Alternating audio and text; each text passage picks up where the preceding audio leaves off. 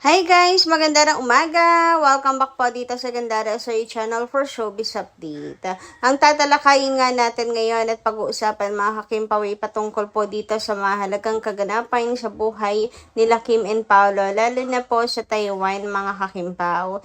Pero bago po ang lahat ng iyan, sa mga hindi pa nakaka-subscribe sa ating channel, pakiclick lang po tayo ng ating subscribe button at notification bell na nariyan sa baba para maging updated po kayo at ma-notify tuwing may bago po tayong chika at balita hinggil sa Kim Pao. Basta mga balita na may kinalaman po kina Kim Chiu and Paolo Avellino, sagot na nga po natin yan. And next din po natin magpasalamat sa mga subscribers natin na nakatutok araw-araw sa ating daily updates sa pamamagitan ng pagbabasa ng komento. So, ang comment na napili natin today ay kay Miss Luz Beminda Shoutout po sa inyo at magandang umaga. Ayan, sabi niya rito, Miss Gandara, sana yung ibang mga KP fans huwag natin pwersahin si Paolo Avellino na pakasalan na agad si Kim. Hindi natin alam kung may usapan lang sila ni Paolo na just for their career lang ang relationship or just for tandem or for work lang dahil ang lakas ng chemistry nilang dalawa. Knowing Kim, very career-oriented yan. Hindi natin alam kung may sarili silang plano sa buhay. Kaya lang sobrang sikat sila ngayon. Kaya nga sabi ni Kim, hanggat may dumadating na mga projects and opportunities ay tanggapin mo. Kasi in the future, may mga papasok o dadating na namang mga bagong artista. Ito lang, Miss Gandara, sa aking nararamdaman sa galawan ng dalawa. Nako, mukhang contradict naman tayo dito, Miss Luz Beminda, no, sa inyong palagay kina Kim and Paolo. Para naman sa akin, hindi lang for tandem or career ang relasyon nila Kim and Paolo na nagkakasundo na kailangan ganito for the sake of their career. Kasi si Paolo hindi rin naman po kayang hindi po maatimang makipag-sweet-sweetan mga kakimpaw para lokohin ang mga fans. And alam nyo ba, tingin ko, one of the reason kung bakit gusto ni Paolo Avellino mga kakimpaw noon na hindi po makipag-love team or ma-stack ay dahil nga sa madali pong mahulog ang loob kapag laging magkasama. Nasabi rin naman ni Paolo Avellino nga po yan mga hakimpaw na kapag magkasama lagi ay hindi maiwasan talaga na mahulog ang loob. And kanino ang comment yan? Parang kanina ko lang ata nabasa, nakalimutan ko kaagad. Yung kwento tungkol kay sa relasyon ni Pao kay LJ at kay Casey mga kakimpaw. Na parang nahulog si Paolo Avellino kay Casey kaya nasira yung relasyon nilang dalawa ni LJ. Baka natuto si Paolo Avellino doon mga kakimpaw kaya ayaw po may stuck talaga niya sa love team. And tanging kay Kim na lang siya na stuck at ayaw na ni Paolo Avellino makipag-partner pa sa iba kasi ang gusto niya lang makasama parate ay si Chinita Princess mga kakimpaw. So ayun, ang relasyon ng dalawa hindi lang for love team to mga kakimpaw or partner. Basta magkarelasyon na po silang dalawa. Kasi kung for tandem lang for the sake of their career mga kakimpaw, bakit kahit yung mga travels abroad, magkasama pa rin sila, hindi na, or wala naman na itong kinalaman mga kakimpaw sa work nila, di ba mga KP, not work related, pero magkasama pa rin sila abroad. So yun na lang yung silipin natin mga kakimpaw fans, sapagkat hindi po ganong klase si Kim nasasama na lamang po basta-basta sa lalaki. Lalo pat ang mga team ni Paolo Avellino, mga lalaki, mga kakimpaw, tapos nandun siya. Diba? Hindi naman po ugali yun ni Chinita Princess. Kayo ba naniniwala kayo na gano'n na ugali ni Kim? Sumasama na lang basta-basta sa lalaki, kahit napapalibutan ng lalaki. Diba? Hindi rin naman. Kaya maniwala kayo sa relasyon ni Kim and Paolo. Anyway, dumako naman nga tayo dito sa usapan ngayon sa social media ng Kim Paulandia tungkol nga po dito sa Taiwan trip ni Paolo Avellino, kung saan ay mukhang magkasama talaga sina Kim and Paolo. Ngayon, Sabi dito, nasa Saimindeng yung mga kasama or grupo ni Paolo Avellino, mga kakimpaw. So malamang, nandun nga din daw po sina Kim and Pao, nagsha-shopping. And pag-google nga tayo, mga kakimpaw, sa Saimindeng. And ito po yung nakuha kong pictures, mga kakimpaw.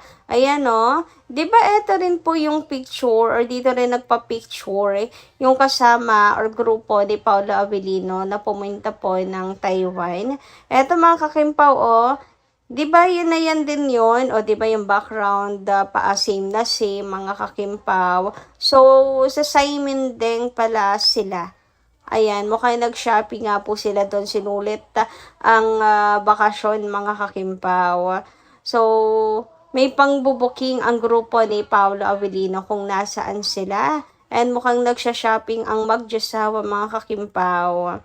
Kasi kilala po ang Saimindeng. Syempre, di ba, sa shopping and entertainment district, mga kakimpaw. So, siguro, bumibili ng pasalubong, mga kakimpaw, bumibili ng something, mga kakipi, that will remind na nag-travel po sila sa Taiwan. Ay, grabe. Hindi naman nakapagtataka kasi usually naman talaga nagsha-shopping sila Kim and Paolo sa mga pinupuntahan nila. And tingin ko kay Kimi, siya yung tipong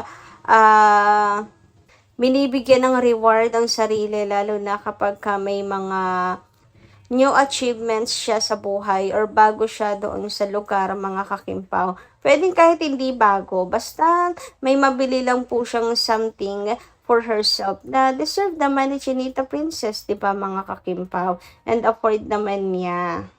Grabe yung mga paghihirap ni Chinita Princess, yung pagod, mga kakimpaw, sa pagtatrabaho, talagang pinagsikapan ni Kim ang anumang meron siya ngayon. Kaya deserve ni Kim, di ba, ang reward po yung sarili niya ng mga mamahaling gamit.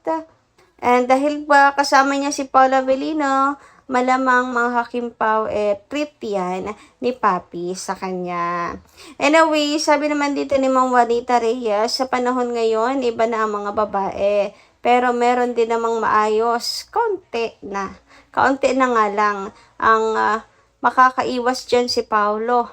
Kahit tayo magsabi kay Pao at hindi naman naiwas si Pao sa mga babae, wala tayong magagawa.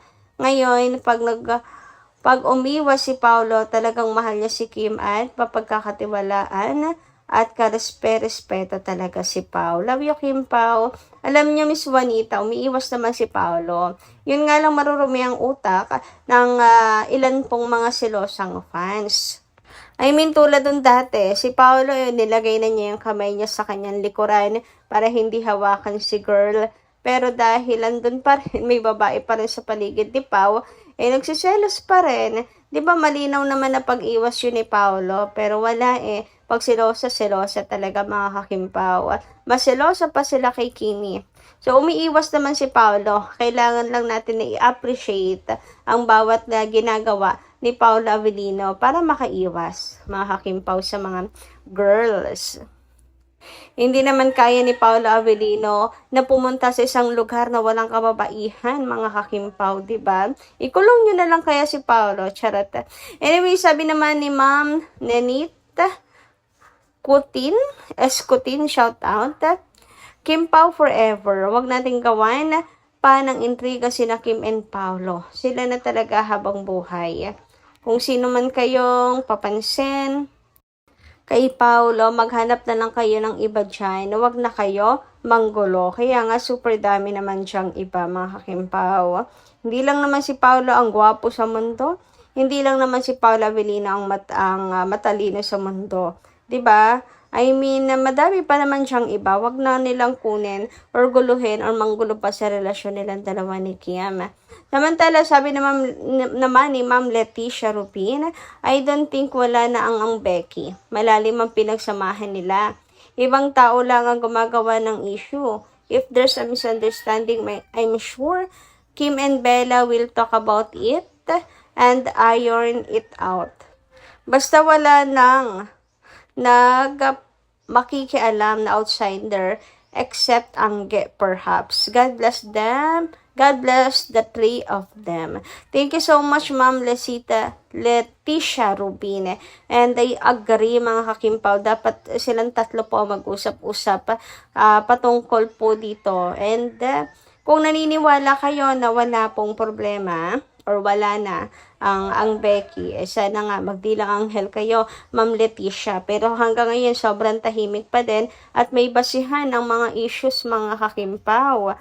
Kaya naman, hindi maiwasan mangamba ng lahat para po sa friendship nilang tatlo. Pero ako, dalangin na lang talaga nananalangin na lang talaga para sa strong ng relationship nilang tatlo. Na sana okay po sila, magkaayos po sila, kung meron man pong problema. Lahat naman dumadaan dyan sa sa away-away ng mag-best friend.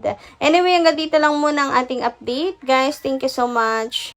Kita-kits na lang po tayo muli sa mga susunod pa natin, chika. Ingat po palagi.